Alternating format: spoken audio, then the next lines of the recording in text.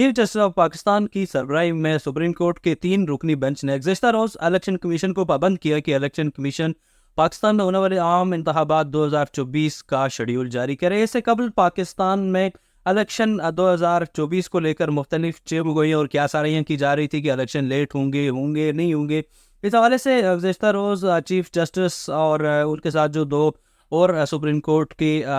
Justice تھے، انہوں نے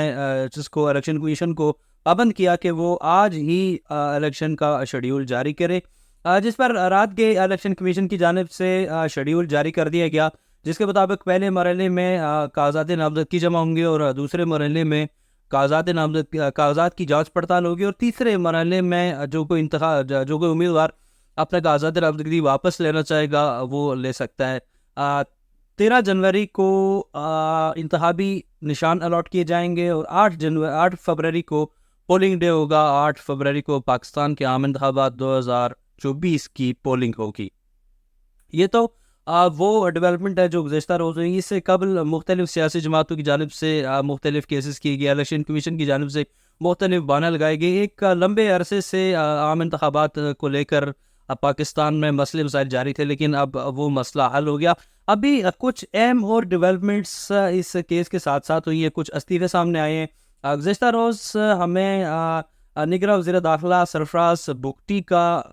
استعفیٰ سامنے ہمیں دیکھنے کو ملا، جس پر ان کا کہنا تھا کہ یہ استعفیٰ انہوں نے آج سے کئی روز پہلے دیا تھا وزیر اعظم پاکستان نگراں وزیر اعظم پاکستان انوار اللہ کاکڑ کو، اور انہوں نے گزشتہ رات کو یہ جو استعفیٰ تھا اس کو منظور کیا ہے۔ یہ اہم پہلو ہے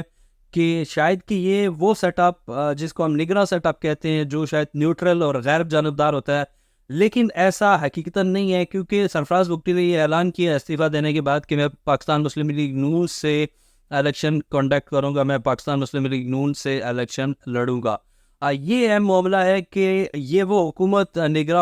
نگراں سیٹ اپ، اس میں جتنے بھی وزراء ہیں، جتنے بھی مشیر ہیں، جن کو شاید کہ پاکستان کی عوام سمجھ رہی ہے کہ شاید یہ غیر جانبدار ہیں یا نیوٹرل ہے، ایسا ہرگز نہیں ہے۔ ظاہر ہے سرفراز بگٹی نے اگر الیکشن لڑنے کے لیے اور مسلم لیگ نون سے الیکشن لڑنے کا انہوں نے اعلان کیا، اور اسی لیے انہوں نے یہ جو نگراں سیٹ اپ تھا اس سے انہوں نے استعفیٰ دیا ہے۔ اس حوالے سے پاکستان کا آئین یہ کہتا ہے کہ اگر کوئی بھی شخص جو نگراں سیٹ اپ، نگراں حکومت کا کوئی وزیر رہا ہو، کوئی مشیر رہا ہو یا نگراں سیٹ اپ کا حصہ رہا ہو، وہ آمدہ الیکشن میں حصہ نہیں لے سکتا۔ لیکن روایت یہی ہے کہ پاکستان میں قانون یا آئین کی عملداری سے پہلے بھی نہیں ہوئی اور ابھی بھی ویسا ہی دیکھنے کو ملے گا۔ ان کے ساتھ 2 اور بلوچستان سے بھی ایک نگراں وزیر اور ایک نگراں مشیر نے بھی استعفیٰ دیا ہے، انہوں نے بھی مختلف جماعتوں سے الیکشن لڑنے کا اعلان کیا ہے۔ جو نگراں وزیر تھے سپورٹس کے نوابزادہ جمال رحسانی، انہوں نے بھی، یہ بلوچستان میں تھے، انہوں نے بھی اپنا استعفیٰ وزیر اعلیٰ کو پیش کر دیا اور یہ اعلان کیا کہ اس کے بعد یہ پیپلز پارٹی سے الیکشن لڑیں گے۔ جبکہ جو ایڈوائزر تھے، مشیر برائے معدنیات، انہوں نے بھی عمیر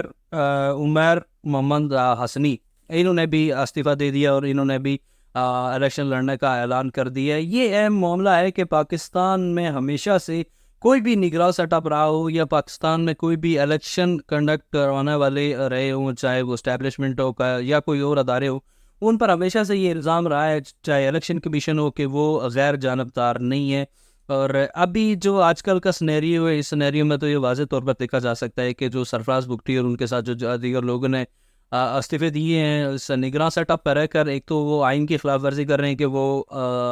آئین میں ظاہر یہ چیز ہے کہ آپ اگر کسی نگراں سیٹ اپ کا حصہ ہے تو آپ آمدہ الیکشن میں حصہ نہیں لے سکتے، لیکن اس کے باوجود وہ حصہ لے رہے ہیں، ظاہر ہے ان کو سپورٹ کر رہے ہیں اور ایک پلاننگ کے تحت ان کو اس نگراں سیٹ اپ میں رکھا گیا تھا۔ ایسے ہی ہمارے جو نگراں وزیر اعظم ہیں انوار اللہ کاکڑ، وہ بھی ایسے ہی ہیں۔ شاید پاکستان کی عوام ان کو سمجھتی ہے کہ یہ لوگ نیوٹرل ہے یا یہ غیر جانبدار ہے، ایسا بالکل بھی نہیں ہے۔ یہ سارے لوگ ایک طے شدہ پالیسی کے تحت ان کو آگے لایا گیا ہے اور جو الیکشن ہے اس کو ایک طریقہ کار سے آگے لے جایا جائے گا۔ اس وقت سیاسی صورتحال، سیاسی گہما گہمی عروج پر ہے۔ عمران خان اس وقت جیل میں ہے اور مسلم لیگ نون کے سربراہ میاں محمد نواز شریف وہ لندن سے پاکستان آ گئے تھے،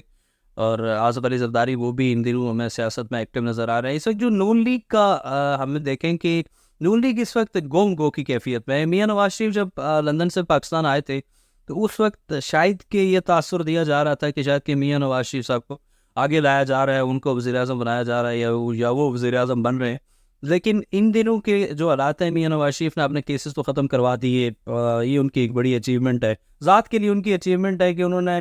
جو اپنا ان کا جو ذاتی مقصد تھا وہ انہوں نے پورا کر دیا. اپنے اوپر انہوں نے تمام جو ایلیگیشنز تھے وہ انہوں نے ختم کروا دیے. تو ابھی میاں نواز شریف صاحب کی جو پوزیشن ہے وہ ایسے لگ رہی ہے کہ شاید کہ وہ اقتدار میں آ نہیں رہے، یا ان کے ساتھ کچھ ایسی شرائط رکھی جا رہی ہے کہ جو ان کو قابل قبول نہیں ہے. اور اس وقت یہ جو ایک تاثر دیا جا رہا تھا شاید کہ پیپلز پارٹی یا نون لیگ کی حکومت بننے جا رہی ہے، یہ تاثر ابھی دم توڑ چکا ہے. اس پہ کچھ بھی نہیں کہا جا سکتا. پی ٹی آئی کے حوالے سے بھی بہت ساری کیاساریاں اور چہمگوئی ہو رہی ہے کہ پی ٹی آئی کے جو انتخابی نشان ہے اس کو بھی شاید ختم کر دیا جائے، یا جو پی ٹی آئی ہے اس کو بھی اس پر بھی پابندی لگائی جائے. بہت ساری چیزیں ابھی ڈسکس ہو رہی ہیں، لیکن اہم معاملہ یہ ہے کہ پاکستان میں عام انتخابات 8 فروری کو ہوں گے، اور اس کے لیے گزشتہ روز الیکشن کمیشن نے شیڈیول جاری کر دیا.